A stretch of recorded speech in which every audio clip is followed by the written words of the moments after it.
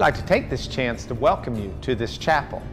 This is a chapel that's a replica of a chapel built in 500 AD in what was then called Cappadocia. We call it southern Turkey and northern Syria. The 6th century was an amazing time within the church for architecture especially. During the 5th century, the Roman Empire had by and large crumbled, and illiteracy was at an all-time high. The illiterate rate made it very difficult for the church to teach doctrine, to teach ethics, to teach Bible, all at a time where people did not have a Bible to read. And if they'd had one, they probably couldn't have read much of it anyway. So the church was perplexed and was trying to grab every tool at its disposal to teach and reinforce both doctrine and practice. One of the principal tools of the church was the architecture of the buildings themselves. During this time in Byzantine Christian world, which would have been in the Turkey down into the Holy Land area, the church grabbed onto what were called cruciform churches. They were churches like this one that were built in the shape of a cross. The principle being that before you built your church building, you had to lay the foundation. And the foundation of the church was to be the foundation of the cross. So as you walk through our replica, please notice how it's built very much like a cross has laid down upon the ground. At the very top of the cross are 3 windows. Those 3 windows represent the Trinity, the Father, Son, and Holy Spirit, which the Christian church was teaching were properly at the head of every church. The church itself was laid out where it's facing east, as our church is as well. That's based upon the Matthew promise of Jesus that as lightning flashes from the east, so shall be the coming of the Son of Man. The church understood Jesus to be saying that his second coming would be from the east. And as an expectant church, the church congregated and met, always facing east, a testimony to their expectant coming Lord. The church was built not only with those aspects in mind, but many more.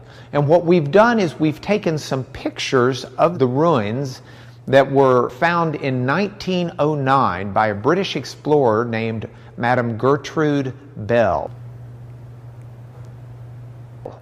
Gertrude Bell took 30 pictures, black and white photos of course, that were subsequently put at Newcastle upon Tyne, a university library in England. These photographs we were able to use them along with a paper prepared by a Harvard architect in 1970, where that architect tried to take the same pictures and reconstruct what would the chapel have looked like if you'd been there when it was originally built. We've reconstructed it, trying to pay attention both to the 2-foot thick stone walls as well as the 50-foot off the ground dome that's found in the center of the cross. These churches would elevate the dome in the center because the dome would be over the part of the cross where Christ's heart was if Christ had been stretched out on the cross.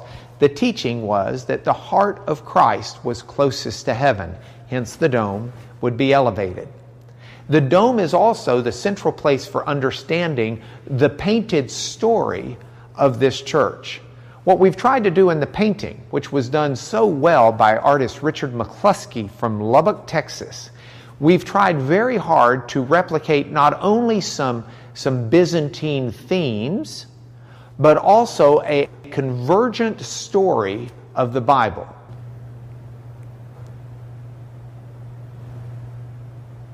So the paintings begin as you walk right through the front doors with the creation of man, and they end with the projected passage out of Revelation where Jesus comes again and the dwelling of God is once more with men.